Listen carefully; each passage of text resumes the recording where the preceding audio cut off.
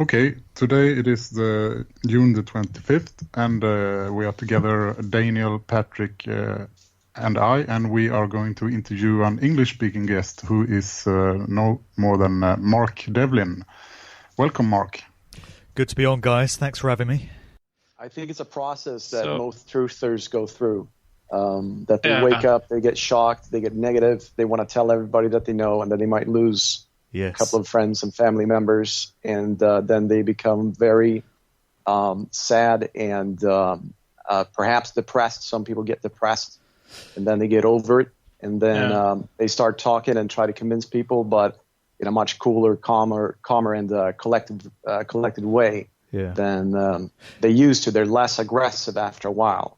So we all realized that it took us a long time to learn, and it will take our friends and family members a long time to learn. So you have to plant those seeds to get other people to grow. Well, that's right. What is it they say? The truth will set you free, but first it will piss you off. And ain't that the truth? You know, you can go to some very dark and dark and devastating places when you get into this research. Some of the information is not pretty. It's pretty horrific. It completely throws out your previous viewpoint of the world. A lot of us feel like we want to shout it from the rooftops the minute we get it. I certainly know what you're talking about there, because when it all started to come together for me in September 2010, basically it was a trip to New York. I went to New York and to Niagara Falls, and I had sort of 3 days to myself where I was able to read and just spend some time thinking about things. And it was on that trip that everything just kind of came together. And it's like a light bulb went on in my head. And I could go, my God, I finally understand all this. Finally, all the pieces to this jigsaw puzzle are in place. And my initial reaction to that was I felt like I wanted to shout it from the rooftops and evangelize to everyone. And actually, for the first few weeks, I would do things like start speaking to strangers on planes and say, did you realize this? And did you know that? And just throw all this stuff that I'd learned at strangers. And then I realized from the reactions I was getting, that's not the most effective way to go about it. Certainly you can engineer situations where you can raise some of these things, but you shouldn't be shoving it down people's throats if they've not shown any kind of interest. You've got to be quite diplomatic and quite sensible about the way you try and put this information across to others. So my approach then became much more measured, and I thought about the most effective ways to spark people's own curiosity, because it's got to come from them. It's got to come from each individual. There's got to be an interest on their part in discerning truth and piercing the veil of lies. So you've got to find a way of sparking somebody's innate curiosity within themselves, and you learn how to do that with time. You get better at it. Right. I think it's very important to let the new person that you're talking to, let them express their own feelings, their own thoughts, and listen to them closely, because you will probably understand them and their views, because you know that their views are coming from the mainstream media, basically. I find it much easier to just let them do the talking in the beginning to build some kind of trust. And then you can open up a little bit with something that is perhaps controversial, but it doesn't have to be the most controversial topic. So to a lot of people in the West, 9/11 is controversial, but it's not the most controversial topic. So that is a good start and something easy to get into. But obviously you could start with the musical industry as well, which I have done with some people, that they might want to talk about Beyonce or Jay-Z, and they have seen the signs even, and then you can start to dig in and take it from there, you know. Yeah. Well, this is undeniable stuff. When you see Jay-Z and Beyonce and Rihanna and Kanye West and Lady Gaga and Katy Perry and all these artists flashing up the same signs in their videos and on stage shows, it's right there in front of you. Nobody can deny it's going on. People might try and write it off as something innocent and say, oh, they're just trying to look cool. It's just a way to be fashionable. But you can't deny it's happening.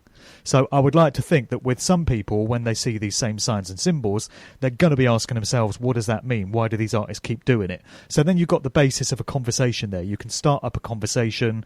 Maybe you can direct them towards some articles on the website vigilancecitizen.com, where the guy breaks down what all these signs and symbols mean and does a really good job of it. That website taught me a lot in the early days. So once you've got a conversation going, then you can lead people on to other things. So if you can get somebody, a young person, for instance, who is into Jay-Z or Kanye West or, Nicki Minaj, somebody like that, get them involved in a conversation where you can make them see that the music industry is not all it's purported to be. It's not actually about entertaining you and uplifting you and letting you have fun. What they're trying to do is plant certain ideas and symbols and archetypes in your subconscious mind. And there are endless examples of how they do this. So the next question from somebody new to all this is going to be, well, why would they do that? Why would the music industry have any interest in doing that? Then you can trade them up a level in the conversation and say, well, you see all these executives that they give to you, you think that it's Clive Davis and Jimmy Iovine and Leo Cohen and guys like that are running these corporations, but they're just the figureheads of, Def Jam and BMG and Sony and Universal. Above them is the true power of these industries, which is where all these faceless individuals reside that provide all the finance and provide all the agendas that this industry is used for. And once you've got somebody up to that level of conversation, now their scale of understanding has increased majorly. Now you might be in a position where you can start talking about secret societies and fraternities like Freemasonry and how so many of these executives belong to these kind of groups. Then you can look at what these groups study in terms of occult mystery school teachings and how they understand the nature of how to manipulate energy and the true nature of reality and things like that. So now you've got even more scope to take that conversation somewhere else. You know what I mean? And the way I start conversations based around the music industry is kind of dictated by the age group of whoever it is I'm talking to. So if I'm trying to engage an 18 or a 20-year-old in all this, I will start talking about one of those artists I just mentioned. If I've got somebody in their 50s, maybe, they're going to be far more turned on by a conversation about Pink Floyd or Led Zeppelin or the Beatles or the Rolling Stones or the Doors, somebody like that. If I've got an older individual who's in their 60s or 70s, well, I'm going to start talking about Elvis Presley and Cliff Richard and take it right back to those early days of the industry, because these artists' names do tend to spark people's curiosity. And there is this kind of mythology around the rock music industry that it is somehow a bit dangerous, a bit edgy, a bit connected to Satanism. I think everyone's heard stories of rock bands like Led Zeppelin and Black Sabbath and how they're supposed to be into devil worship and stuff like that. A lot of it is very hyped, of course. A lot of it is over-embellished stories. But most people have heard about how there's some kind of connection. So, again, there's the basis for a conversation there. You can get people talking, and if they're open-minded enough to be able to go to some different places, there's endless ways that you can steer that conversation off into other areas. Because everything is connected. That's the crazy thing. You could have somebody on this show talking about pharmaceutical drugs and vaccines and how dangerous they are to human health. You could have somebody talking about false flag terror events and the way these are all staged and they're hoaxed using crisis actors to bring in some, socially changing agenda or other. You could have somebody on talking about financial scams and how the Federal Reserve System is all based on usury and fiat currency and money is illusory, it doesn't really exist. And all these subjects can seem wildly disparate and unconnected, but actually when you trace them all back to the tip of that pyramid, to use that analogy, you discover that, hang on a minute, it's the same control system working through the same groups and networks that run all these different institutions. They've got their fingers in the music industry, they've got their fingers in Hollywood, they've got their fingers in the banking industry, in the military and the security services, all this stuff. It all comes from the same source.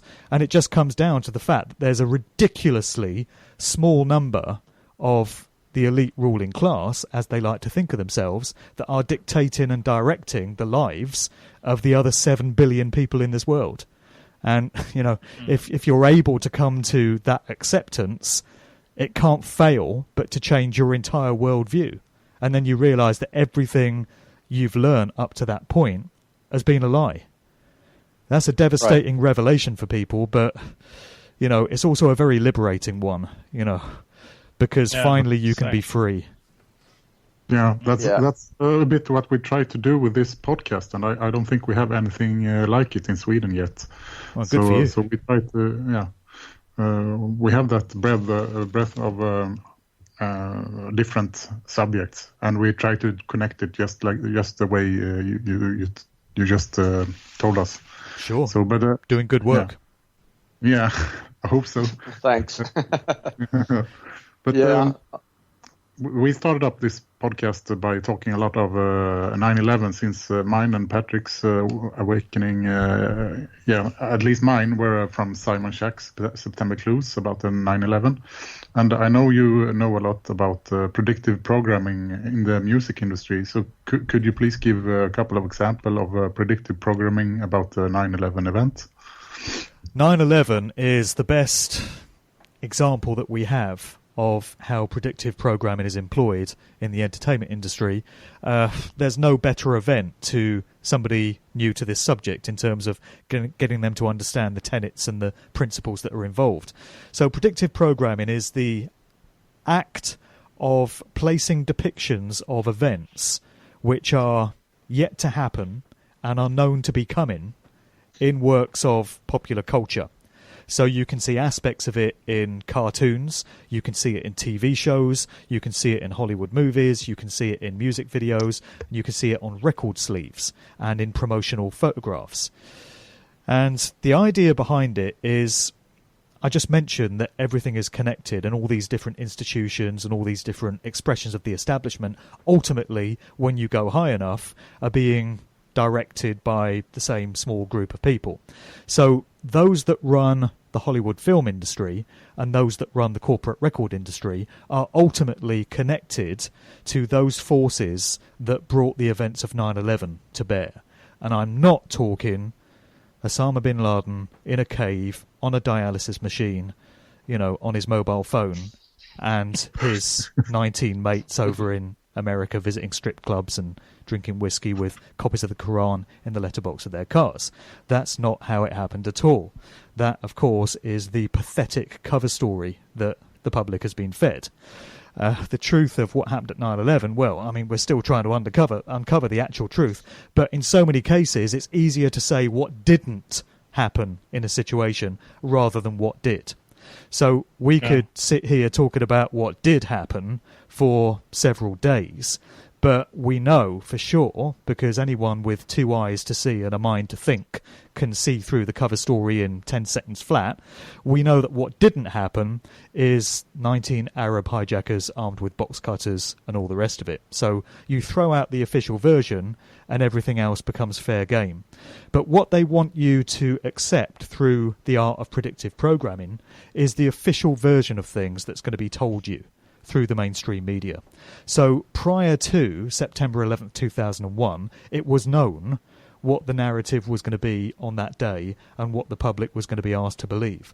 And it was known within these privileged circles for a very long time beforehand. So there's aspects of 9/11 predictive programming going back decades. We're not just talking a few weeks and months. We're talking going back to the 1980s, the 1970s, the 1960s. I've even got an example from the late 50s. Just before I get into some of these examples. Yeah? Yeah, no, I was just, an example from the late 50s. Yeah, I'll get on to that shortly. I just want to get into why it's done, because the first question people are going to have is why do they bother doing this stuff? Well, on the one hand, what's going on is there's attention being paid to the fine detail of these events, what's to come. And it's being applied by the subconscious mind of the general public. So you get all these little motifs and these icons and these images and these archetypes that are placed into movies and pop videos and stuff. And people that are watching these are only really paying attention to a very small fraction of it with their conscious mind. The rest of the detail is going into their subconscious mind on a subliminal level. So they're absorbing all this information and all these images, but they're not consciously aware of it. They're just making a connection with it. And the idea is that in some way they can be empowering these scenarios to come into place when we're given these stories via the news, when the event eventually goes off.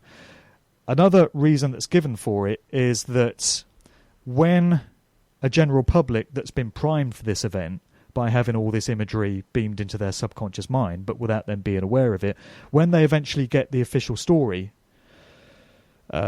spewed out to them from the evening news, they're far more likely to accept what they're being told because there's already some familiarity with it.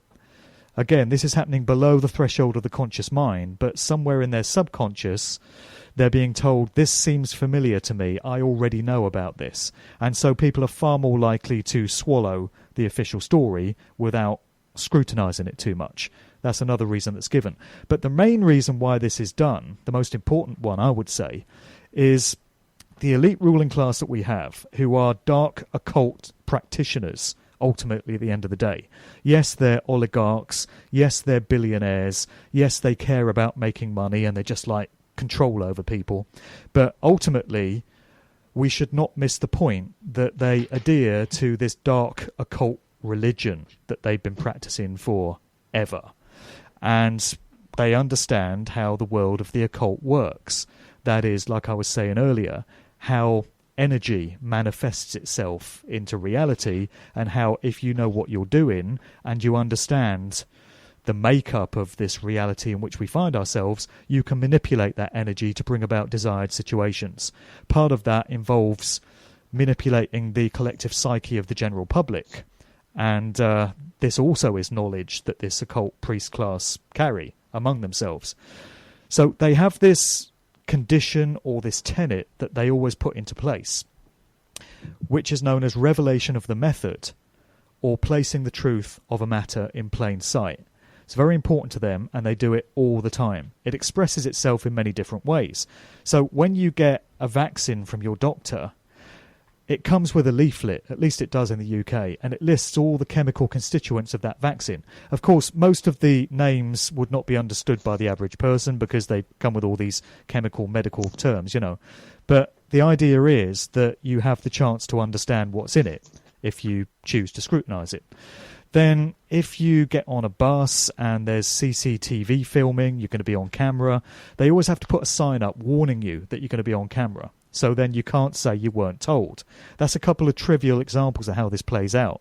But it's exactly the same spiritual principle going on when they let you know what they're going to do on 9/11 by placing it into all these music videos and movies and stuff. They're placing the truth in plain sight. Now, they're doing it in a very sneaky way. They're doing it in a cryptic, encoded kind of way that very few people could reasonably be expected to understand. But nevertheless, as they see it, they've given you a chance to know what they're doing, and they take our tacit silence, or they take our silence, I should say, as tacit approval for what they want to do. And when we don't rise up and say, hang on a minute, we're not having this, you can't do this, they take it as us basically stating that we're okay with it.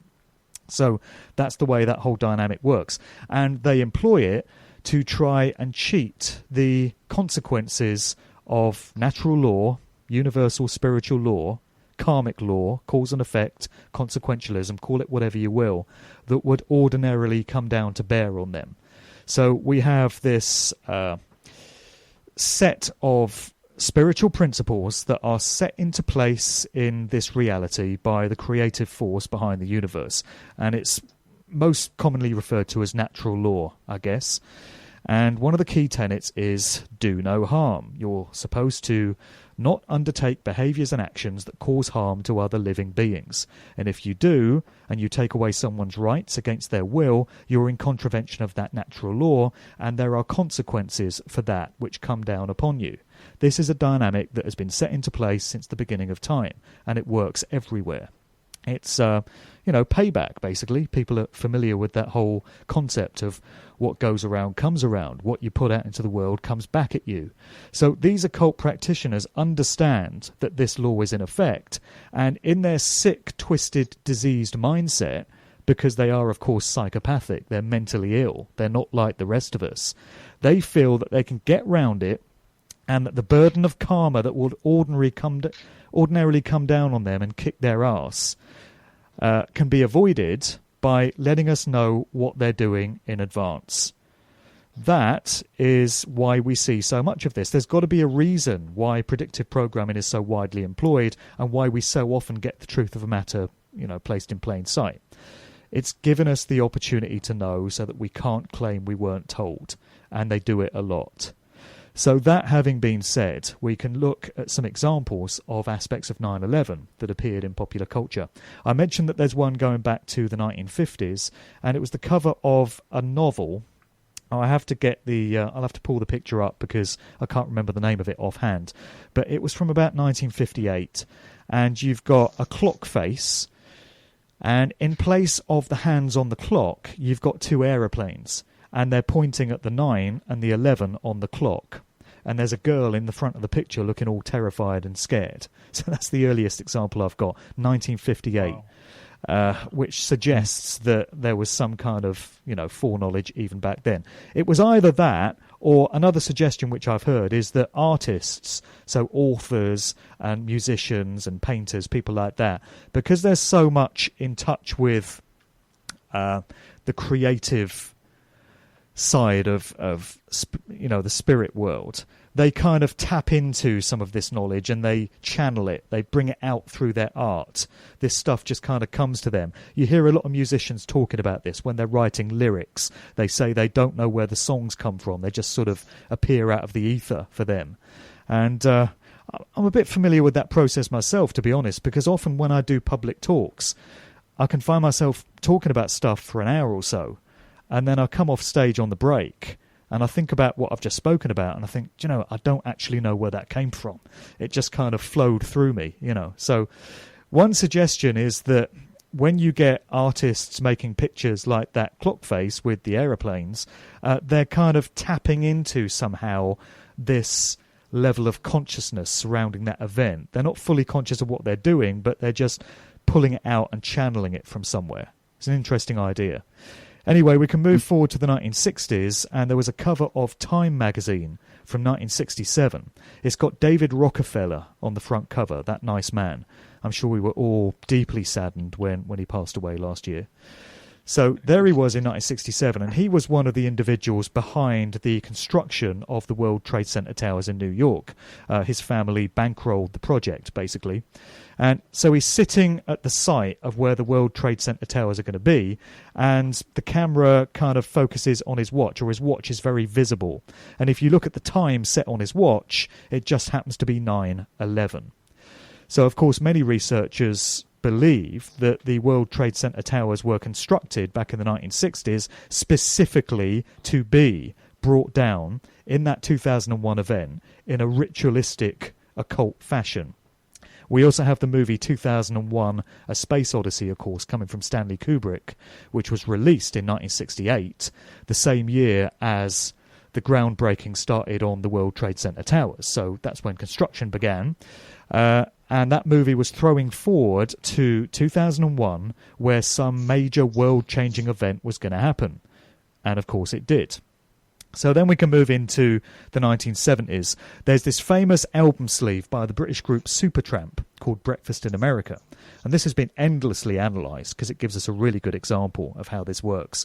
So you've got a view from an aeroplane window coming in over Manhattan.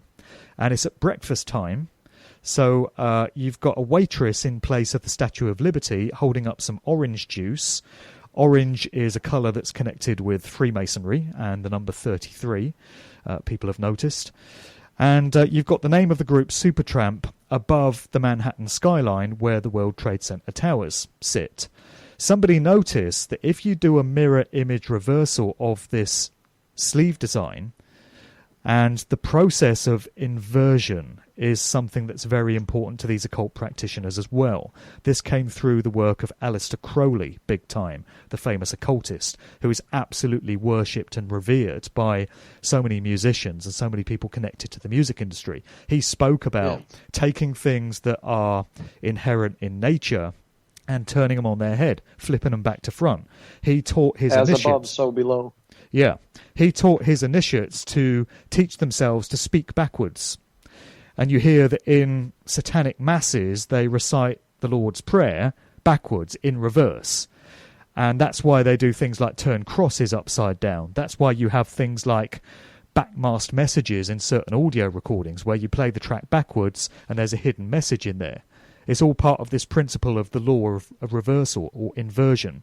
So when you apply that to this Supertramp sleeve, something interesting happens. Now, instead of the letters of the group Supertramp at the top, you've now got a 9 and an 11 sitting directly above the World Trade Center towers.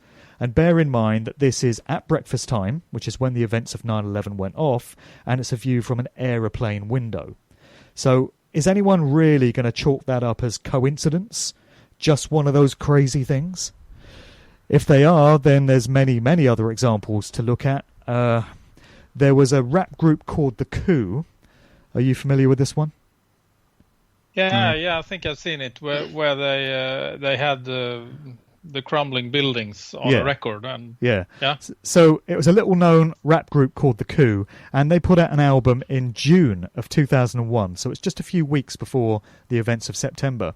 It's called Party Music, and you've got the two group members in front of the World Trade Center towers, and they're blowing up in exactly the same way as we saw happen in the reports of 9/11. And one of the group members is holding a remote-controlled detonator in his hand, and he's just pressed a button on it. So that's a bit strange, isn't it? Then we've got the fact that Jay-Z's classic rap album, The Blueprint, just happened to be released on the 11th of September 2001. Jay-Z is a major asset of the corporate music industry entity and has been used for many agendas over the years, so it's quite interesting that his album just happened to be released on that date. Busta Rhymes, another hip-hop artist, put out a couple of albums in the late 90s depicting world-changing, disastrous, apocalyptic events.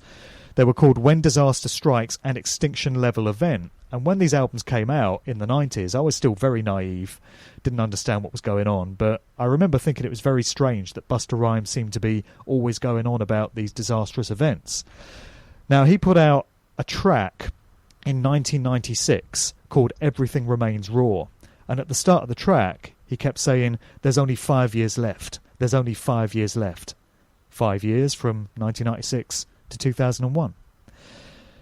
There's a classic concert that was performed by Prince in December of 1998 in Utrecht in the Netherlands. In this particular concert, he ends it by saying, I've got to play one more song, then I've got to get back to America. Got to go home. Osama bin Laden's getting ready to bomb. Osama bin Laden's getting ready to bomb. So this was in late 1998. Osama bin Laden was already known to the American general public because he'd been blamed for the Oklahoma City bombing, and he was already public enemy number one. Having previously been in the employ of the CIA, by the way, under the code name of Tim Osman. He was actually working for the Americans and was a close personal friend of the Bush family before they decided to turn on him. So, with friends like them, who needs enemies? But anyway, people could chalk that one up as, Prince was just referring to Osama bin Laden because he was public enemy number one. But then directly after that, he adds 2001, Hit Me. Now, are people going to say that's a coincidence as well? And it was just some random phrase that he plucked out of nowhere? Or is it far more likely that there was some foreknowledge on the part of Prince of what was going to happen in 2001, given that he moved in the kind of circles where he had access to that sort of information? That's an interesting one to discuss, to consider. What else do we have? There's probably a few more examples here. I'm just going down the text of my book. Yeah. There's been a lot of stuff in comic books, The Simpsons and super hero series. Yeah. 9/11. There was an episode of The Simpsons where there's a direct reference to 9/11. Bart holds up this comic with a picture of New York on it, and you've got a big 9 and a big 11 above the towers there. There was a Michael Jackson album as well, Blood on the Dance Floor, which came out in 1997. Right. And you got Michael dancing on a black and white checkerboard floor of the type that you get in Masonic temples. And Blood on the Dance Floor is an allusion to a Masonic ritual. And in the background, you've got a city skyline that's crumbling to dust in very much the same way as New York did in 2001. And Michael's holding out his hands. And if you superimpose his hands on a clock face, you find that one of his hands is pointing to where the 9 would be, and one of the hands is pointing to where the 11 would be.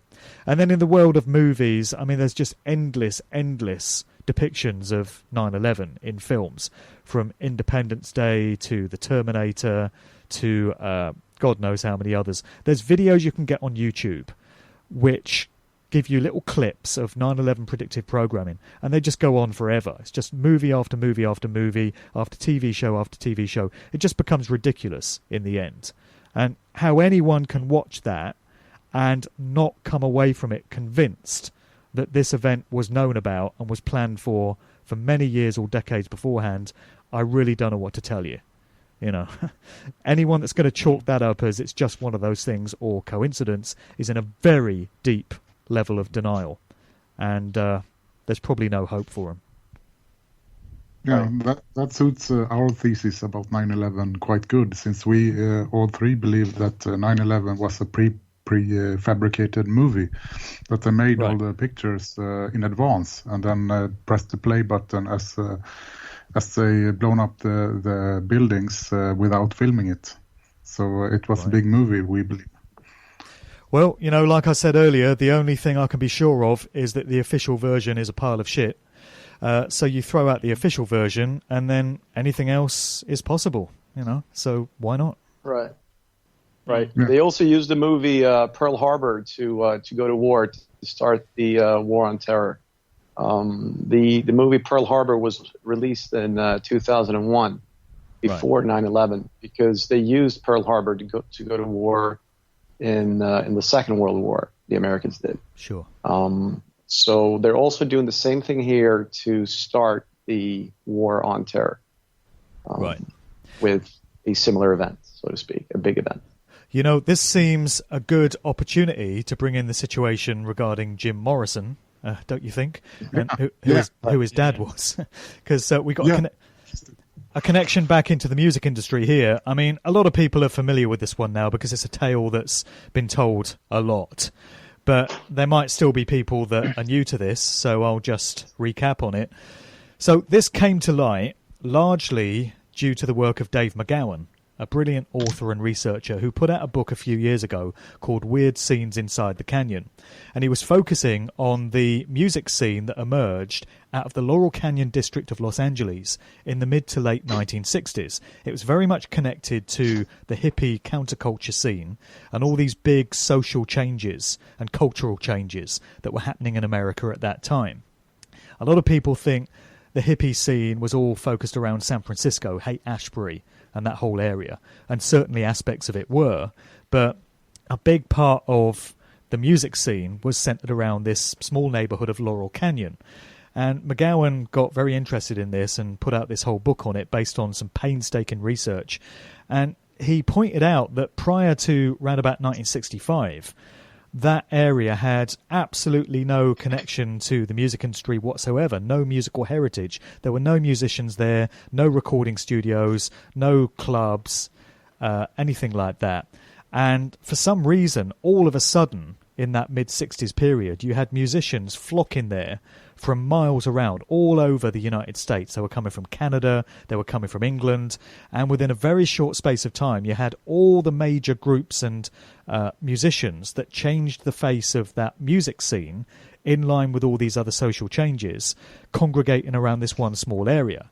And then you started getting music clubs and recording studios springing up out of nowhere. Also, something that was of interest was that in the neighborhood was this covert military research facility known as Lookout Mountain. this place had been used in the 40s and 50s to make propaganda movies on behalf of the American government and the American security services. And a number of very famous people had worked there in sort of undercover roles, including Ronald Reagan, Marilyn Monroe, James Stewart, Cary Grant, people like that, Walt Disney. So that's kind of interesting.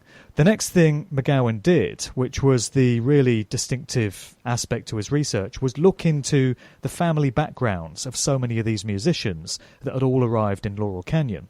And he found that almost without exception, when you look into information that's in the public domain, so what he was doing was looking in newspaper reports and journals and obituaries and information you can get on Wikipedia, when you piece it all together, you discover that the fathers of all these musicians were high-ranking military personnel or had roles in the security services, the military intelligence services, such as the CIA or the FBI or the Pentagon or the DOD, different aspects of government. They were either involved in the Army or the Marines or the Air Force or some other expression of the military-industrial complex. So many of these fathers were not just ordinary rank-and-file foot soldiers, because something you hear from people a lot is, oh, well, during those times in the 1960s, most males did some kind of military service because they still had the draft and they were getting called up. And yes, they did, but we don't find with the fathers of these prominent musicians that they're just regular rank-and-file soldiers. What we find is that they hold very high positions like admirals, generals, and other high-ranking individuals, or they're covert CIA agents and stuff. So it casts a very different light on why it is that all these musicians arrived in this place all at the same time. And of course the implication is that that whole scene was a military-grade operation, and it didn't evolve organically, naturally. It wasn't a result of these musicians just happening coincidentally, synchronistically to end up in the same place at the same time and start writing songs together and jamming and doing gigs together. The whole thing was made to happen, because that scene changed cultural attitudes in America and beyond forever. I mean, we're still feeling the ripples from the 1960s now in terms of changed attitudes towards music, towards drug taking, psychedelics, towards sex, towards issues of abortion and family. And, there were so many social changes that all came on the scene at the same time. LSD was everywhere, flooding the scene. Other psychedelics arriving at the same time, very suspiciously in endless supplies. You had the birth of the feminist movement, largely at the hands of Gloria Steinem, who was later revealed to be a covert CIA operative, and the arrival of the birth control pill, all contemporary with this new psychedelic rock music. So literally sex, drugs and rock and roll, all on the scene at the same time. This, many researchers have shown, is a military-grade operation. And the best example of one of these family connections, which was revealed by McGowan, but it also appeared prior to that, there was a reference to it in the 1991 film The Doors, directed by Oliver Stone, where you had Jim Morrison played by Val Kilmer. And there's a very brief reference in that where a reporter asks Jim about his parents, and he makes a reference to his dad being a Navy admiral. Well, McGowan went further by revealing that Jim Morrison's dad, Admiral George Stephen Morrison, was the Navy admiral in charge of the fleet of ships involved in the Gulf of Tonkin event. And this... Excuse me. Yeah. This event has been identified as a false flag, a classic example of an event that was used to manipulate a particular political situation into place, but it didn't happen as per the official story. It's the event that brought America into the Vietnam War and basically springboarded the whole thing. And what do we find? The dad of one of the most iconic, legendary rock stars of that time, who had been held up as a kind of poster child for the anti-war, anti-establishment generation, is the guy that brings America into that whole thing. And the Vietnam War results in the death and the suffering and the misery of untold millions of people. How do you reconcile the fact that you've got the Navy Admiral bringing all that into existence, and his son is out there as, one of the leading icons of this hippie generation that's supposed to be all about love and peace. The only way it makes sense is if you accept that the music industry is a construct. It's there to mind control people under the guise of entertainment. So you're off your guard. You think you're just having fun. You think it's harmless. You think it's just a way of, escaping from all the stresses and the drudgery of everyday life by rocking out to some great music or going to see a band or whatever, or watching a movie. But in actual fact, you're being programmed. You're being socially programmed and conditioned in terms of what to believe. And again, much of this is happening subconsciously in the subliminal mind.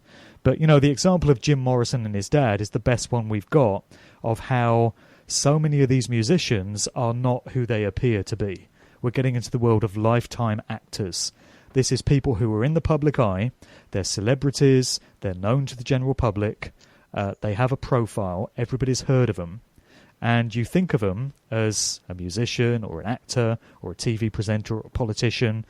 But again, when you do the digging with this new approach to research, which McGowan very much pioneered, which is looking into who the fathers were and looking at some of these affiliations and associations. Forget the official biogs.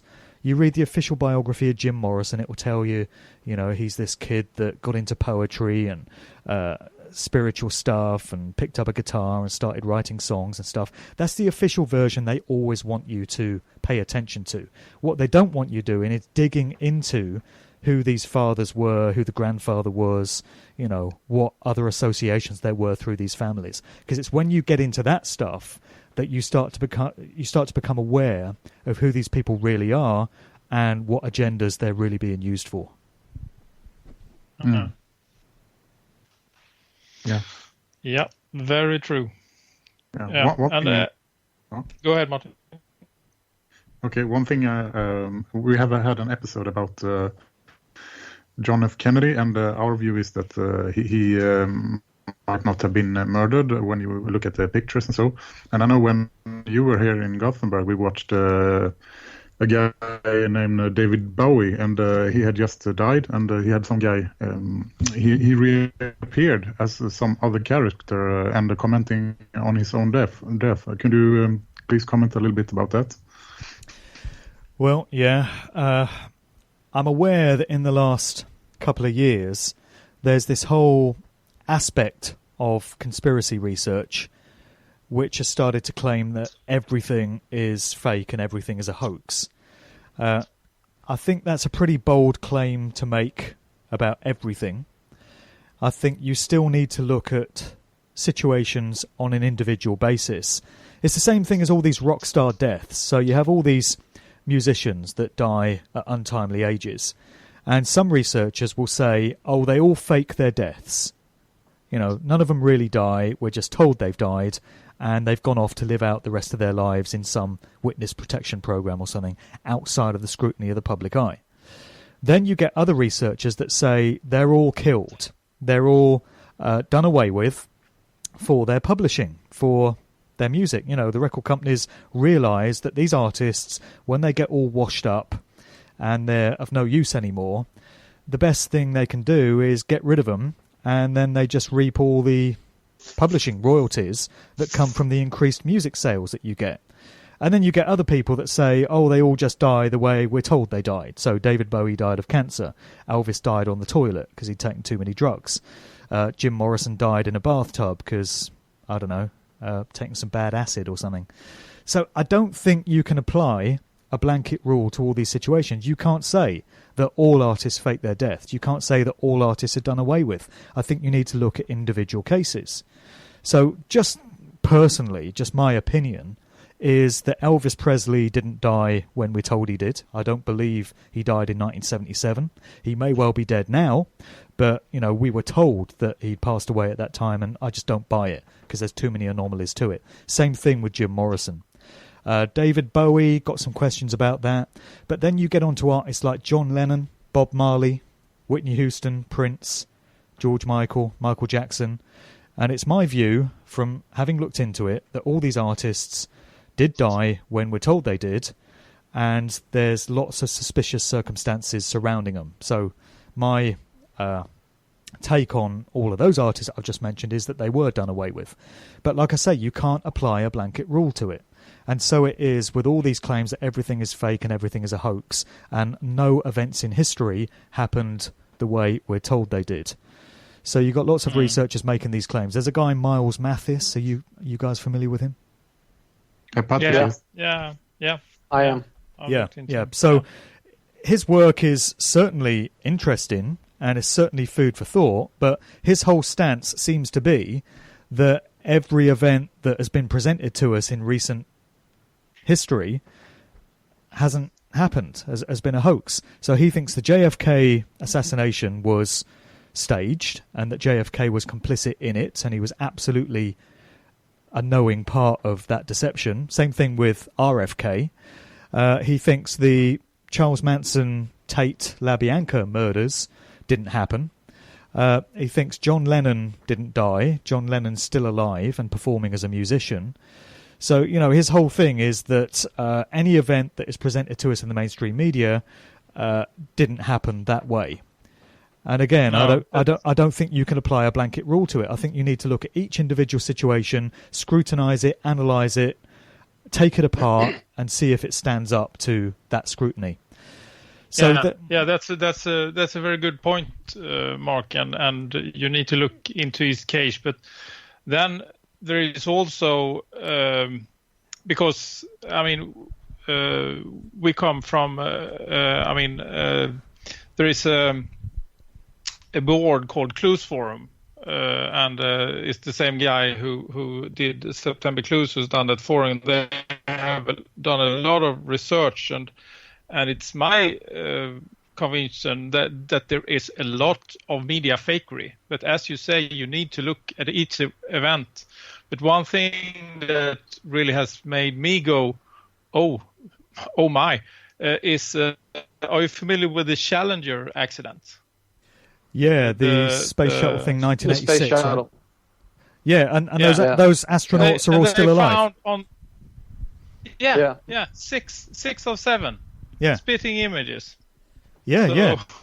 I mean, some of these things are undeniable. You can look at pictures of all these so-called astronauts, and you can see it's them 30 years on, and they've got public roles. Some of them are friggin' professors and lecturers and stuff, and you think, how have they got away with that? How is it that people haven't called them out on this? How is it possible to pull the wool over people's eyes to that degree? But clearly it is. Here we are 17 years after 9/11, and still nobody's been imprisoned for it. Nobody's been indicted for it. They've got away with that one as well. So the mind control runs very deep. Yeah, but I agree with you, Mark. You can't dismiss everything as fake, but you have a right to be suspicious. You need to question things and find out for yourself a lot of times. I do agree with some of the examples that Miles Mathis has brought up, but I would not take his stance and say that everything is fake. I agree with the Kennedy family that it seems to be staged. I'm very convinced about JFK and his brother and JFK Jr. But the rest of them and all the artists, I'm not quite sure because I haven't looked into the musical industry that much. I know that with JFK, the famous Zapruder film that everyone pores over and scrutinizes and takes apart, that didn't emerge until, I think it was 1975, so it's 12 years after the event. Nobody had seen it up to that point. And one of the individuals that presented the Zapruder film to the public was Dick Gregory, who's this American comedian and political activist. He cropped up in an interview with Prince.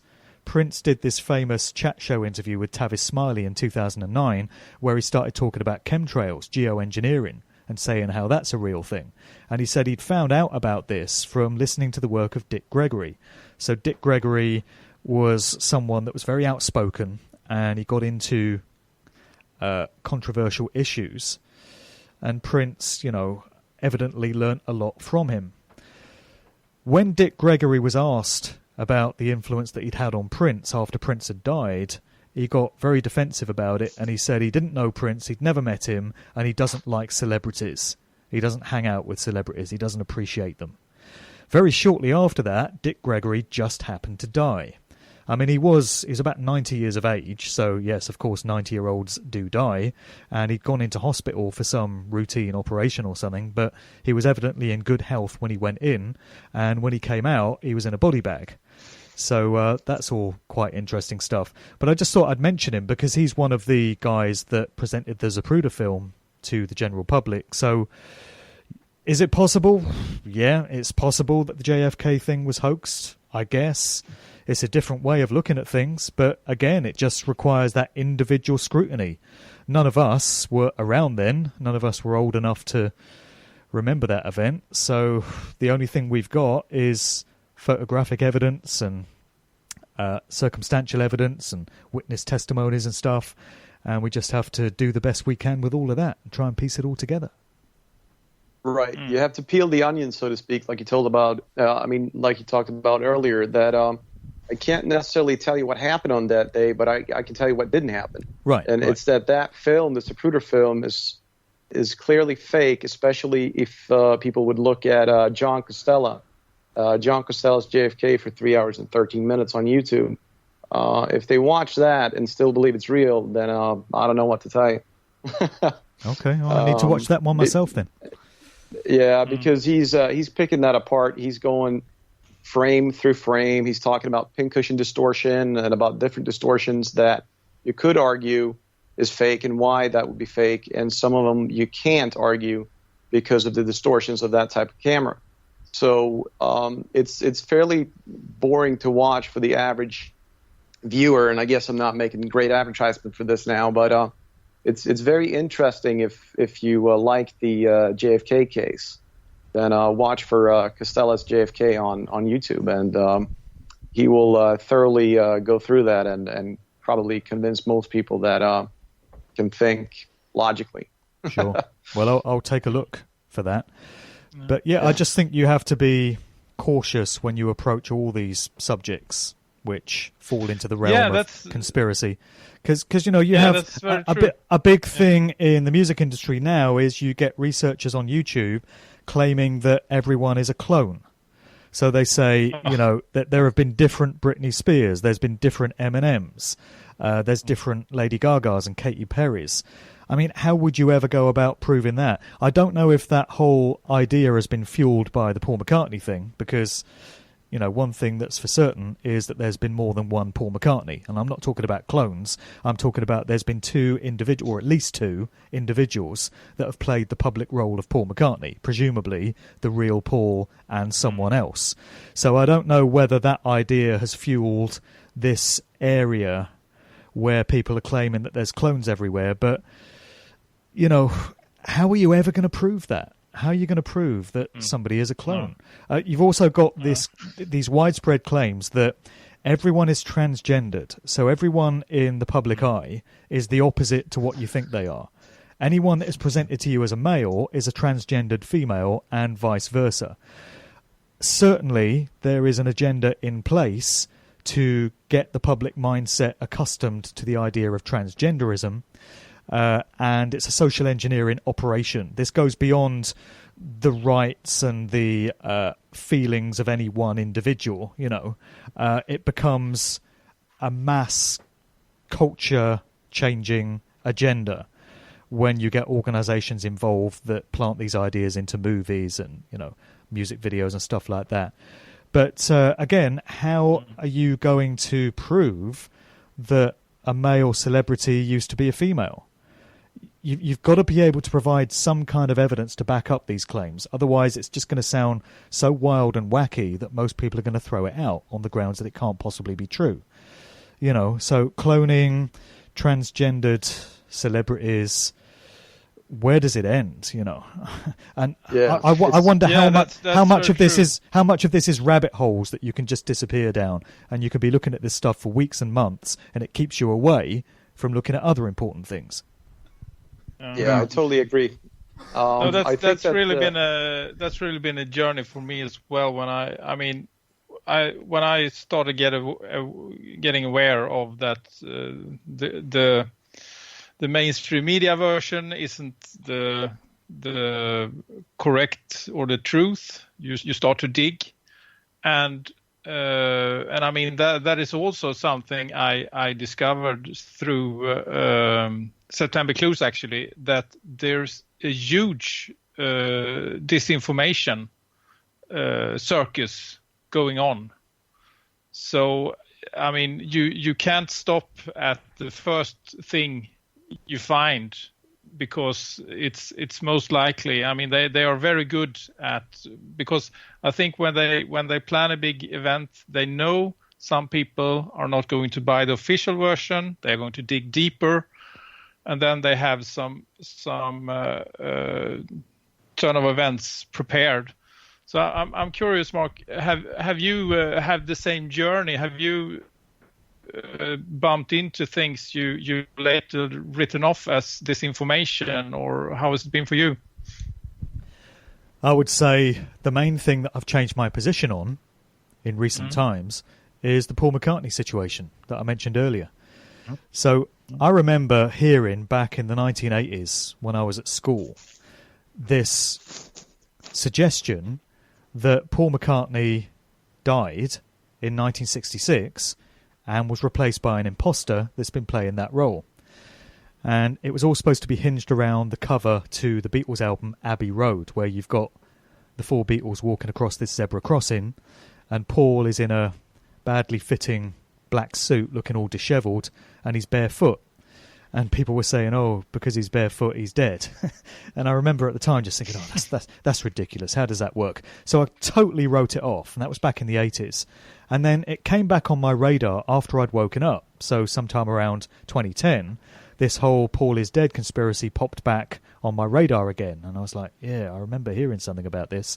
So I started to research it. And there's an official conspiracy theory which states that Paul did indeed die in 1966.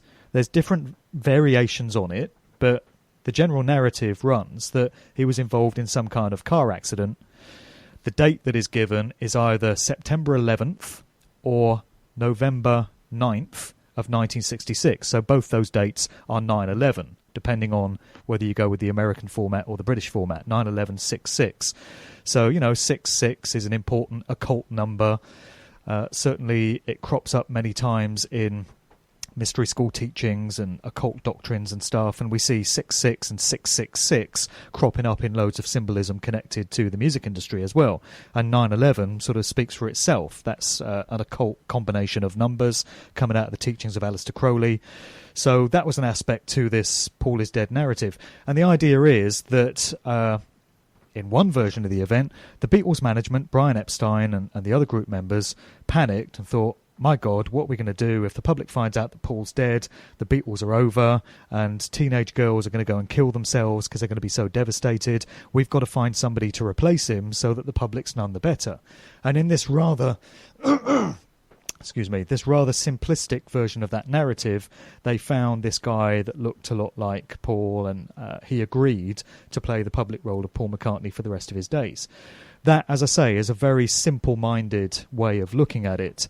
There's a more slightly darker, more sinister way of looking at it, which is based around a book that appeared in 2009 called The Memoirs of Billy Shears, credited to an author or an encoder by the name of Thomas U. Harriot. It was released on the 9th of November 2009. That date is 999. And if you invert it, turn it upside down, it becomes 666. In this book, the author claims to be working in conjunction with a guy called William Shepherd, nickname Billy Shears, who is the individual that's been playing the role of Paul McCartney publicly since 1966. In this book, they claim, again, that the real Paul died in a car accident, tragically, that nobody could have foreseen in 1966, and that he was replaced. But that the individual that replaced him was quite a high-ranking Freemason, and he came out of this occult secret society network, and there were all kinds of sort of spiritual and metaphysical overtones surrounding Paul's death. So the whole thing becomes very complicated. There's numbers encoded in it. There's symbology encoded in it. But anyway, this guy's name was William Shepherd, and he was already an accomplished musician that had worked with various different bands. And he had to train himself to sing and play just like the real Paul McCartney. The real Paul McCartney played bass with his left hand, and this guy is right-handed, so he had to train himself to play the bass with his opposite hand. And he had to undergo plastic surgery and all kinds of alterations to his appearance to make him look like the original Paul. And this book states that they basically got away with it, but they left clues all along the way. So the first album that this new replacement appeared on was Sgt. Pepper's in 1967. And if you look at the sleeve to it, you can analyse the sleeve to that album for days. But you notice that Paul really stands out from the other Beatles on that sleeve. You know, he appears taller, and the whole thing seems to be focused around him. And according to this book, that was the public's first introduction to this replacement, Billy Shears. And on the opening track to the album, you actually get the lyric, "So may I introduce to you the one and only Billy Shears." So they're serving him right up to you. So then, according to this book, Memoirs, they've dropped these little clues and hints all through the years, alluding to the fact that Paul McCartney was replaced. And I bought into that for a long time and thought to myself, well, that must be it then. The real Paul McCartney is no longer with us. But I started looking at photographs and some video footage subsequent to that. So this would be similar to the process you were describing with the JFK thing. When you actually start looking at photographs and you start applying some scrutiny to it, your eyes don't lie. And I've noticed that over the years, from before 1966 right up to present day, we appear to have two different Paul McCartneys. Anyone could do this for themselves. If you do a Google image search for Paul McCartney, just pull up a whole bunch of different photos of him. There's thousands and thousands of them online. But what I've noticed is that you seem to have one individual that has a very distinctly pointed, hooked nose. And there's another individual that is said to be Paul McCartney who has a more flat, rounded nose. And you see this all the way from the 1950s through to present day. And it presents the tantalising possibility that we've had two individuals all along step in and out of the Paul McCartney role. It gets further complicated by the fact that doing the very same Google image search, you can come across pictures of people that are claimed to be Paul McCartney that actually look nothing like the other two either, and they appear to be entirely different people. So this presents the idea that there have been part-time stand-ins that have been used over the years as well for the odd event, the odd function, the odd photograph here and there, to further muddy the waters and confuse things. I think doubles have been used a lot in the world of celebrity. I think quite often at photo shoots and public events, you get somebody that looks enough like the celebrity to be able to carry it off, but it's not actually them. So it wouldn't surprise me if there had been some part-time Pauls. But it certainly seems to be the case that there's been two of them. Some people seem to think that he's one of twins. This is the Miles Mathis theory. I don't necessarily throw that one out. You know, his idea is that Paul McCartney was one of twins. We know that the world of military intelligence, because the Beatles were a military intelligence grade operation, used for social engineering in conjunction with the Tavistock Institute and such, changing public mindsets and social conditions and stuff like that. They were used for that. And military intelligence loves experimenting with twins. There's a long history of that. So that's certainly a possibility. But what we come back to with this whole thing is the fact that so often it's easier to understand a situation by stating what it's not rather than trying to find what it is. So the first thing you do is throw out what it's not. So 9/11 wasn't 19 Arab hijackers with box cutters. The Paul McCartney situation is not that we've had one individual, same old Paul, just one guy, all these years, nothing's ever changed. That's what it's not. So that one gets thrown out. Now you're left with all the other possibilities. So it's not an easy one to wrap your head around that, but it's one that I've changed my position on. It's a good example of a researcher who has a position on something, looking at evidence that comes across his path and shifting his position on it slightly and being prepared to say to people, I've changed my view on this. I used to think this, now I think this. I think a lot of researchers worry about how their reputation is going to suffer if they change their position on something about which they'd previously been very clear. You know, maybe they secretly change their viewpoint on something, but they don't want to come out and say it because they don't want to lose their fan base or lose book sales or whatever. But I think the hallmark of a genuine truth researcher is someone who's prepared to say, hey, I think I was wrong. I was wrong before. This is what I think now. So that's what it is. Yeah, very good point, and I totally agree. And I have the advantages of not writing anything, that I can change my mind without saying against anything. But I mean, even as you say, you need to be honest, and if you change, I think that it's a really good thing to be able to change your mind, and then you can write a completely new book as well. I mean, if you have a totally different outview, if you have made some kind of discoveries. Yeah, very interesting. Well, my position on the McCartney situation is different in Musical Truth Volume 2 to what I'd put in Musical Truth Volume 1.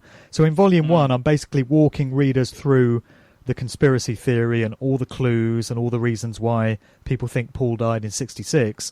In Volume 2, I'm just taking it on a stage and saying, hey, you know, it appears like there's been two guys all along. What's going on here? Yeah. I have a question about...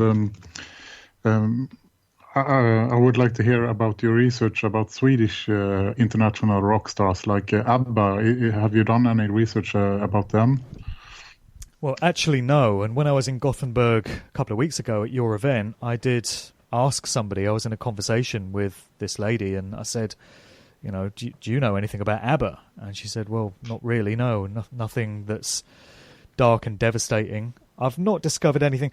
Admittedly, I've not really looked into them in any big way. I've not spent any time researching ABBA, but there's got to be something to find. There's got to be, because you don't get that big, you don't get that influential and that successful if you're not towing the line in some way and serving the control system in some way. They just would not let you gain that kind of power. This is the world of lifetime actors and chosen ones. As I've said many times, anyone you've heard of. It can be a celebrity chef. It can be a famous sports star. It can be a supermodel. It can be a TV presenter, a quiz show host. Anyone you've heard of that the average person in the street would be familiar with, they have not got there by accident, and they've not got there through just working really hard and crossing their fingers for good luck. They've been selected for that role. So there's going to be a reason why ABBA were that big, successful, influential pop group, and the next group wasn't. I don't know what that reason is, and it certainly begs some research, but there's got to be stuff there to find. And the other Swedish artist that I have looked into a bit would be Avicii, the dance music DJ and producer. Yeah. Who died the other week, what was it, the 19th of April, in some very strange circumstances. So this guy got successful very quickly, very young, and he'd become a world-class electronic dance music DJ and producer in his early 20s. And he had these monster hits like Wake Me Up and Levels. But by the time he was 26, he'd announced that he was retiring due to health issues. So the implication was that he'd had such a punishing tour schedule dumped on him by his industry overlords. They were just working him to death. It had caused him to undergo all these health problems.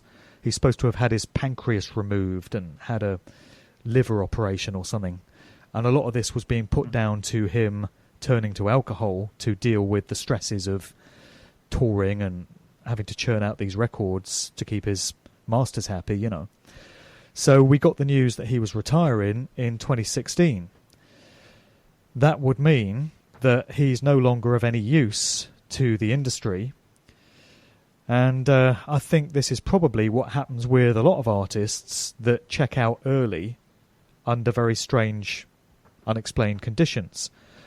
The music industry treats its assets, its key artists, as cash cows. It uses them for social engineering, yes, it uses them to change societal attitudes and all that stuff, but it also loves making money out of them, shitloads of money. They want them constantly on tour, they want them constantly turning out records, and they rely on that level of income. That's why you get the likes of Sir Paul McCartney, whoever he really is, still touring. I mean, this guy is nearly 80. What's he still doing on tour? Why would you want to do that? You know, you're at that stage in your life. You're already a multi-millionaire. You got more money than you could ever spend. Why would you want to still be touring?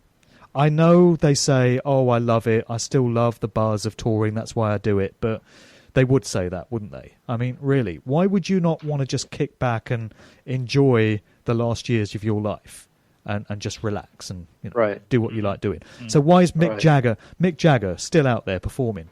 Bob Dylan, Tom Jones, Elton John still out there performing, Eric Clapton.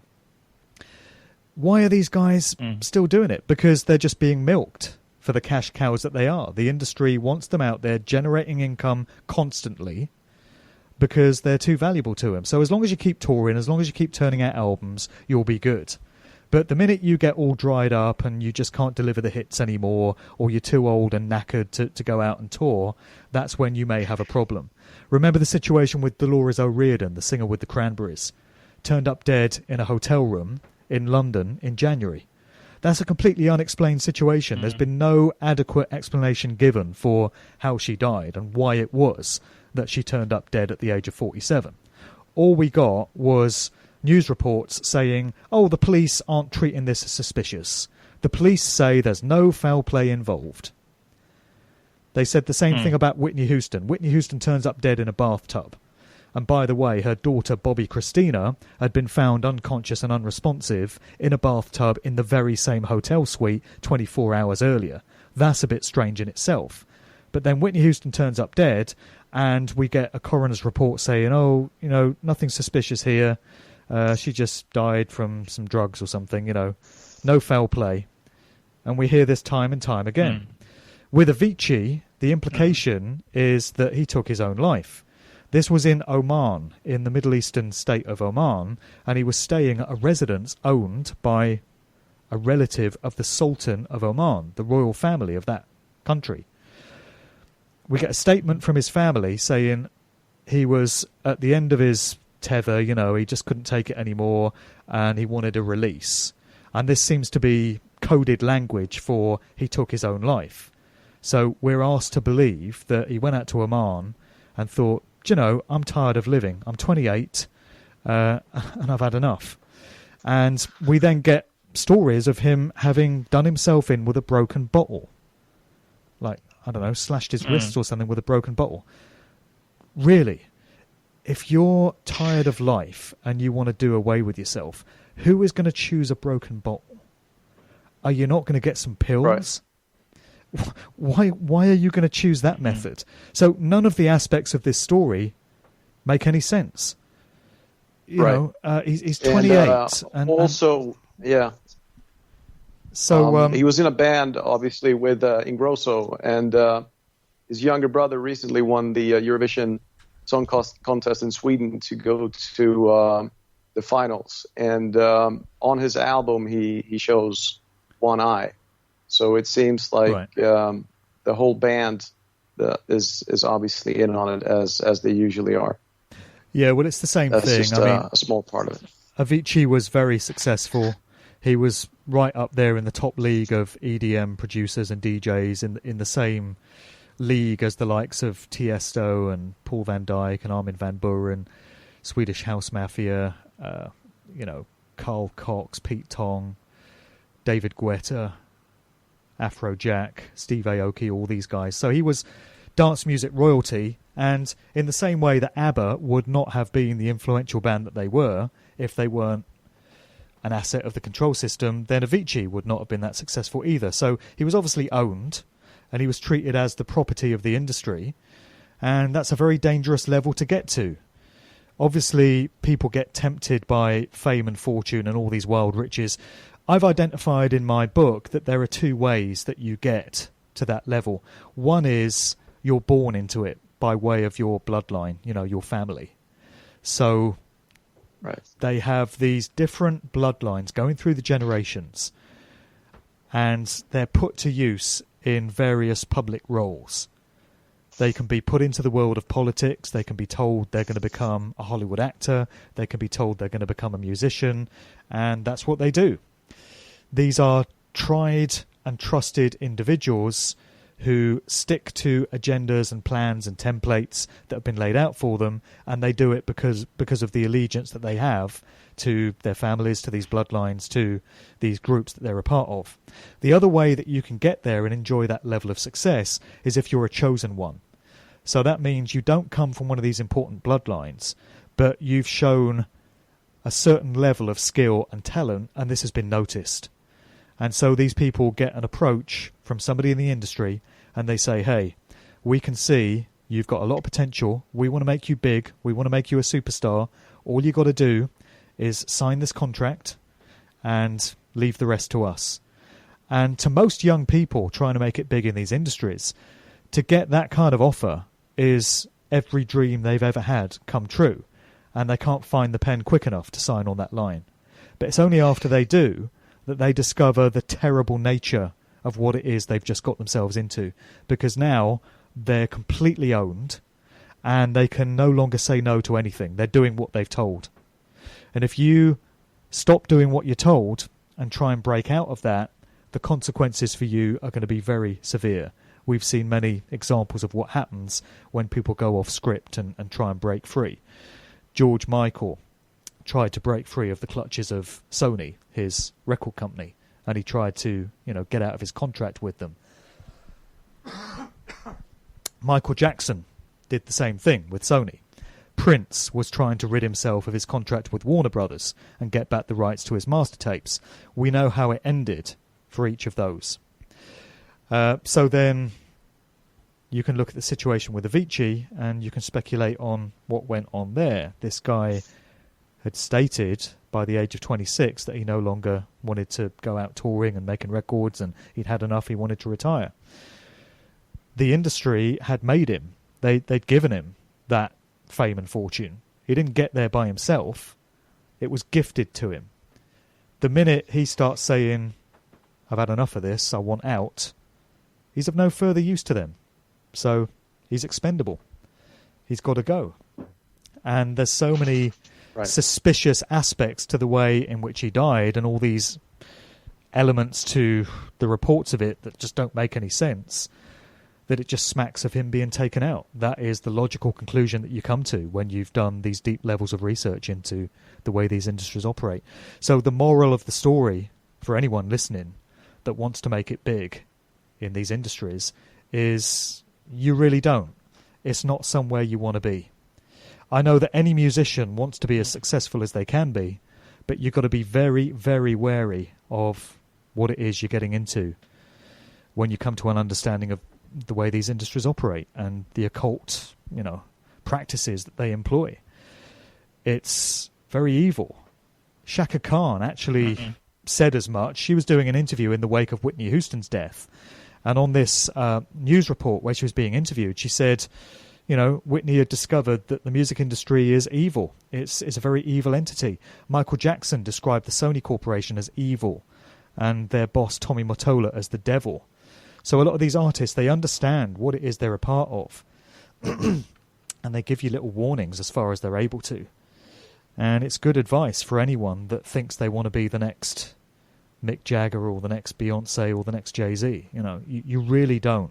Because your life is no longer your own. You're literally signing away your mortal soul if you get involved with one of these corporations. So my advice to people is, by all means, play your gigs, put out your tunes,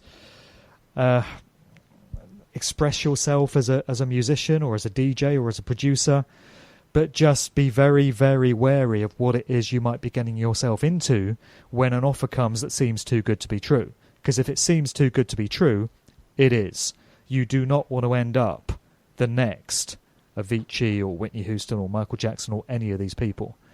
It pays to do the research into the true nature of these industries, and the best thing that can ever happen to you is not making it big in any of them. You know, that's my biggest blessing in life, because as a DJ, naturally, I wanted to make it big. I wanted to be as successful as I could be. I wanted to be on BBC Radio 1, which is, you know, the biggest radio station you can possibly be on.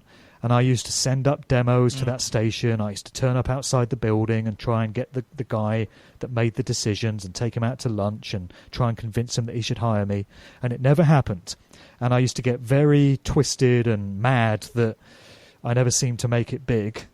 And I can look back on that whole situation now and I just see it as a blessing. It's a blessing from creation that I never did.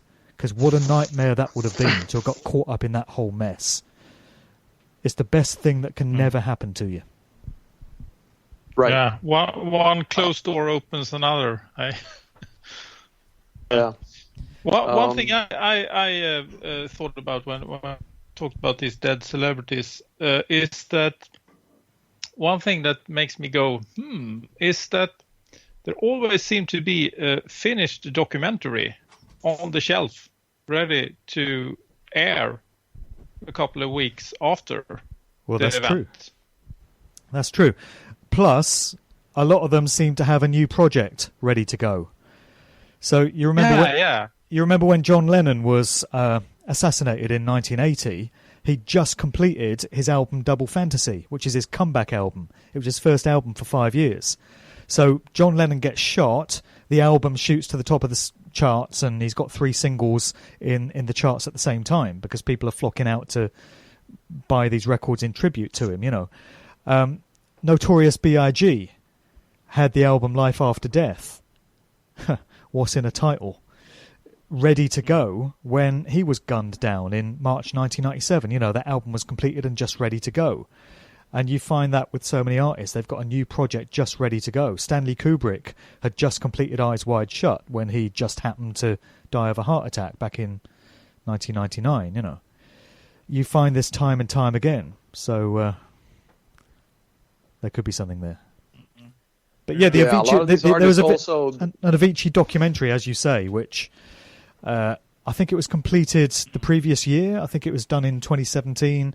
So it's almost as if it was a celebration of his life while he was still alive, which just happened to fit the bill when he tragically turned up dead this year. Yeah. And I think it was the same thing with George Michael, but I mean he's been an artist who's been around for so long. So I mean they could have I don't know how old it was, that documentary, but I mean.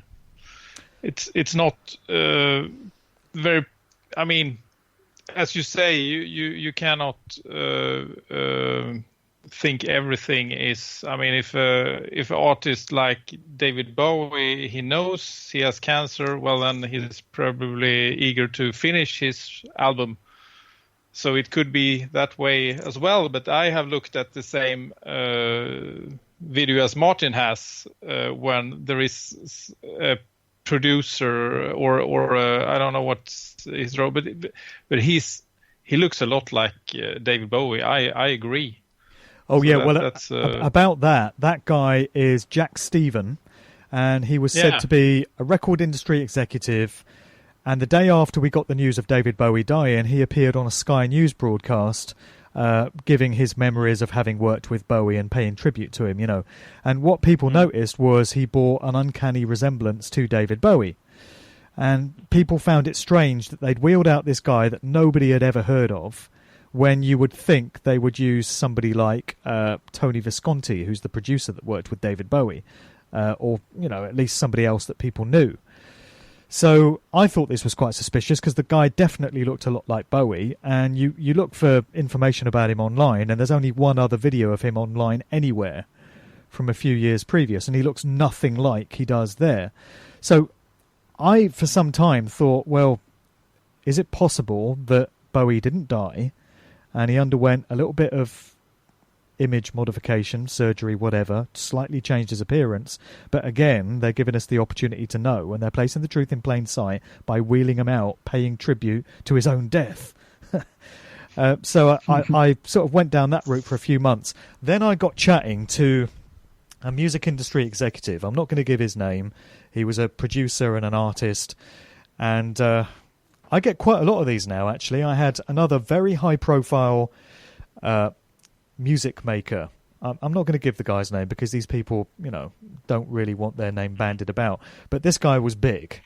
Okay, he was a big player in the industry in the 1980s, and he reached out to me last week saying he's come across my work and he's looked at other researchers' work and he's come to understand the true nature of the terrible beast that is the music industry. And, the guy is in his 60s now, and he's only just realised that he worked for decades in this industry, and he never understood how evil and sick and twisted it is until he started looking at some of these videos made by people from outside the industry. See, that's the thing, you work inside it and you can't see the wood for the trees. You just think it's normal, it's your everyday thing. It takes somebody that's detached from that situation, that has no kind of investment in it, to sometimes wake you up and make you see what's right there in front of your face. But anyway, this particular music industry guy said that he knows Jack Stephen, this guy that's wheeled out to do the Bowie tribute. He said, I can assure you that he's a real guy. I've known him for 20-odd years. I've been to his house. I know his family. And I said, well, why do you think it is that they picked him to do this Bowie tribute? And he said, well, I think they're just fucking with people's minds. And they did pick him because he looks a bit like Bowie. And, they're just playing games with people. But he is a very real guy, and he's not Bowie. So I've got no reason to think this guy's lying. So therefore, Jack Stephen would appear to be real. But still, it's a very strange thing that he's the one they chose and that he did bear that resemblance to Bowie. But I just wanted to clarify that because there's still a lot of people saying Jack Stephen is David Bowie, and it would appear that he's not.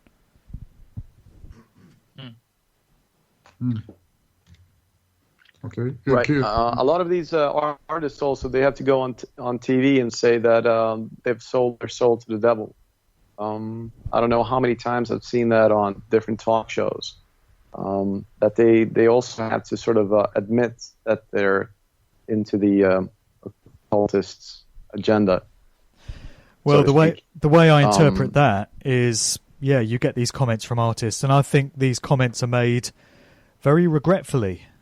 You can listen to the tone of their voice and look into their eyes while they're saying it, and they seem to be regretting what it is they're a part of because they know there's no way out for them. I mean, the two famous ones are Bob Dylan and Katy Perry. People may have seen those videos where Bob Dylan says he sold his soul a long time ago and he's keeping up his end of the bargain. And Katy Perry said she wanted to be a popular Christian singer and it didn't work out, so she sold her soul to the devil. There's also Kanye West. On stage at one of his shows, he just went into this rap where he said, I sold my soul to the devil. It was a crappy deal. At least it came with a few toys like a Happy Meal. So you do get this phrase from a lot of artists, I sold my soul. And a lot of times people think they're just being playful, they're just being sarcastic, whatever. But I think when you hear an artist say, I sold my soul for fame and fortune, they mean it, because that's what goes on. Fame and fortune doesn't come without a price. And that price is not one that you want to be paying, as many artists have discovered to their detriment way too late. Yeah. I would say that this goes for many industries. We have looked at the space industry a lot, and a lot of children are taught in school that they want to be astronauts. And but we found out that astronauts are actually paid liars. So when you got to the higher level in the space industry, you also have to sell your soul. Astronauts. Astronauts, yeah. Yeah, and in the medical industry, if you get a doctor, you have to promote those vaccines and medicines that don't work or make you sick or even more sicker. And so it goes on in every kind of industry that I researched. So it's interesting because you seem to have actors in all these industries, as you say. I mean, so many of these doctors that are in the pay of the pharmaceutical cartels. They must know what they're doing. They must know that a lot of these products are harmful. They must know that natural herbal products are a much better option, but they're not allowed to push those because their salary and their pension package depends on them sticking to the agenda. But so many of them must know. What about all these CEOs of banks and, you know, individual bank managers? They must all know that the money industry, the money situation, is a scam. Money is created out of thin air, literally. It's numbers on a screen. It comes with debt attached. It's all a big scam. Governments could be printing their own money, but instead they take it from institutions like the Federal Reserve and the Bank of England with that debt attached, which means there's never enough money in supply to pay off the debt that's in society. These bank managers must know that, and yet they quite happily continue in those jobs. So they're all actors to a certain degree, and they're just doing what they need to do to get along and to earn their salary. And, you know, it's quite despicable, actually, that there's people that are prepared to do this.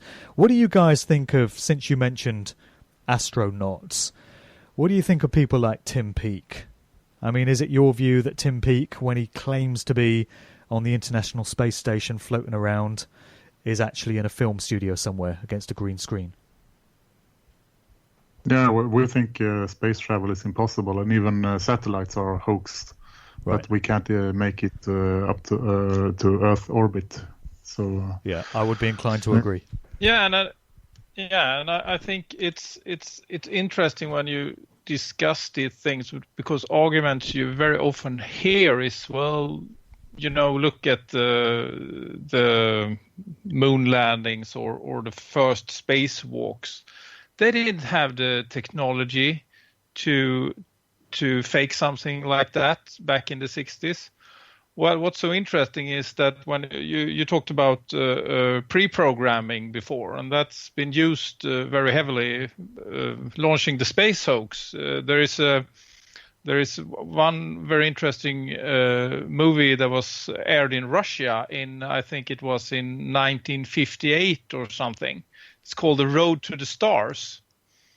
And it's very Hollywood or Walt Disney-like production. And you see people floating in weightlessness. So, I mean, they could do that. Of course, they could do that before digital special effects. Right. So it's pretty, yeah. Well, this is one of the things. This is one of the things that Lookout Mountain base in Laurel Canyon is supposed to have been used for. Yeah. According to reports, it was used to make propaganda films on behalf of the American government during the time of the Second World War. And also, that is the place where we got this footage of the atomic bomb tests. You know, there's this famous footage of a house in the middle of a desert somewhere. Yeah, the house in the middle. Yeah, and the bomb is supposed to have gone off and the house just disintegrates. It doesn't explain how the cameraman got away just fine, you know. But that's something that they turned out in the 1950s, and it was all special effects. It wasn't real. So, yeah, again, they were doing that in the 50s. So yeah, they had the tech. But, you know, the thing about Tim Peake is, I think he's sitting in a studio when we get that footage of him, and I think it's bullshit that he's floating around in space. What does that say about somebody that is prepared to do that? What does it say about that guy that he's prepared to perpetuate that kind of deception on the general public? You know, how degraded and debased does your soul have to be that you're prepared to deceive people on that basis? I know he might be mind controlled. People have said maybe he's just mind controlled into doing it. But, you know, if it's not real and none of these guys are really up there in space and they're trying to convince us that they are, it's a very sad depiction of how low humanity can stoop when people are prepared to deceive others on that kind of level. Don't you think? Yeah, and I agree. And what's most despicable, or what do you say with the space hoax? I think is how they address children so much, because they want the next generation in the space hoax as well. So and if you convince children at early age, they are much more susceptible to it, and will grow up in the same with the same mindset as I've had until just a couple of years ago. So it's it's very that's sad. true. That's true for a lot of industries, though, because they'll do the same thing with nuclear bombs, for instance, in video games. They'll do the same thing with perhaps dinosaurs are fake, it seems to me, these days. So you give away dinosaurs as toys, even though it seems that they can't be of that size. If an elephant has to eat 8 to 12 hours a day, how can anything be more than twice as big as an elephant? And why didn't anybody find bones or dinosaurs before the 1800s? Right. So they seem to do this in a lot of different industries. Same with the music industry, television, movies, that you can become a film star, you can become a TV star, you can become an artist, rock star. They do this in a lot of industries, I think, because I think brainwashing, if I may use the term, works best if they get it done early. So that's right. I think they've done a lot of research on children in numerous industries. I know McDonald's are famous for doing their research on babies and kids to try to get them hooked to McDonald's in general and a Happy Meal. And I think this is done everywhere, really. Yeah, they're always after young minds. That's why all these music movements, I've done research into the acid house scene coming out of the UK in the 1980s and how that changed social values and attitudes and the whole cultural landscape. And who was it aimed at? Young clubbers. I got caught up in that whole thing myself. But the target audience for that whole dance music scene was, kids of 16, 17, 18, 20, 21 years of age. And it was the same thing with the hippie counterculture thing. They were after kids of that age. It was the same thing with the punk scene when that came along. Drum and bass, hip-hop is aimed at, young kids of that age. It's always the young minds they want to win over because they're more malleable. They're easier to control and manipulate because they're not as cynical and world-weary as someone of my age. I've been around the block a bit and seen a thing or two. But when you're young, you're more inclined to believe what you're told because you've not had that suspicion and that cynicism sown in you. What's so encouraging, though, is that there's so many of us now. I know it's nowhere near enough, but there's a lot of us now talking about this kind of information. There's so many podcasts and radio shows that people can go to. There's so many YouTube videos. There's presentations, lectures, books with all this information in it. And this is the first time in human history that regular folk like us, regular members of society that have not been privy to any special privileges. We don't come from some aristocratic bloodline. We don't belong to some secret society group. Well, I don't anyway. I hope you guys don't. I don't know that you don't, but I'm guessing that you don't. Yeah. So we're just regular folk, and we're able to uncover this information and have these kinds of conversations now because of the times that we're living in. So these times are very challenging, and the control system is throwing everything they've got at us, and there's some potentially very dangerous roads lying ahead of us, but we can no longer make the claim that we didn't know. And we can no longer make the claim that we didn't have the opportunity to understand these things. So I do draw some positivity from the fact that we're able to have these kind of conversations, and there just needs to be more of them. That's what it is. You just need to engage more people in thinking this way and paying attention and waking up to what's going on around them. There's just got to be more of it, and that becomes our work. It's what we got to do. Just, find whatever ways you can to engage new people in these kind of conversations and then let them go their own way and, pay it forward. That's what it is. That's what all of us need to do.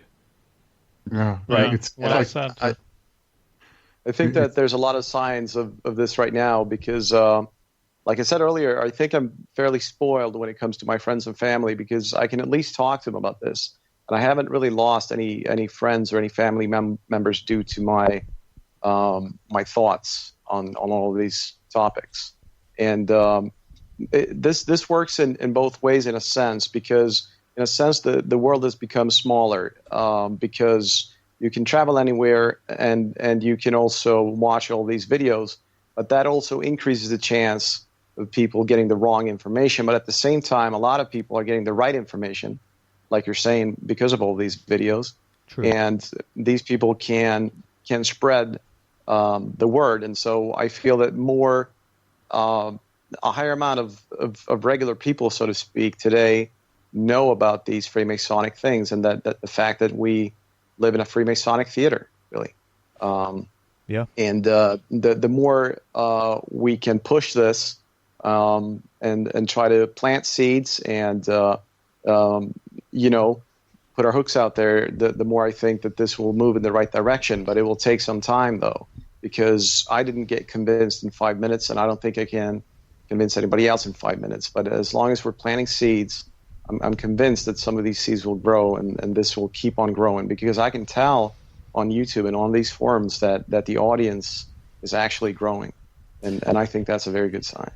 Well, that's right. Mm-hmm. And I'll have to wrap it up in a minute, fellas. But the best advice that I can give to people in our sort of position who have realised that something is desperately wrong with this world and it's not the way it's portrayed to us by the mainstream media and the government and the education system, the best advice I can give is you've just got to do what you can, make your own individual contribution in whatever way you can. So some people are good at making YouTube videos. If that's your strength, then do that. Some people are good at doing public talks. Some people are good at writing books. Some people are good at getting out there with banners at events and hollering through bullhorns. You know, if you're someone that is good with that kind of direct confrontation, going up to politicians in the street and yelling in their face, then do that. Everyone knows what they're good at. But you've got to stop trying to solve all the problems and change the world on your own. It's something that I came to realise a few years ago. Like I said, when I first woke up, I wanted to tell everyone about what I discovered. And I would literally talk to strangers on trains about it. And then I realised, no, that's not the way to do it. You can't take on this burden all by yourself. One person can't change the world. You could be a part of the process that does, but there comes a point where you've just got to be satisfied with doing whatever you can, knowing you've done your best, and then stepping back and living the best kind of life that you can. So, just make good decisions in your own life and just try and live as freely as you can. Don't cause any harm to others, but just still try and enjoy life, because a lot of this information is very dark and it can weigh you down, it can get you depressed, and we're supposed to enjoy our lives as well as step up to the challenges. Joy is a part of the human experience. Suffering is, and pain is, and getting pissed off and getting depressed is all part of the human experience. But guess what?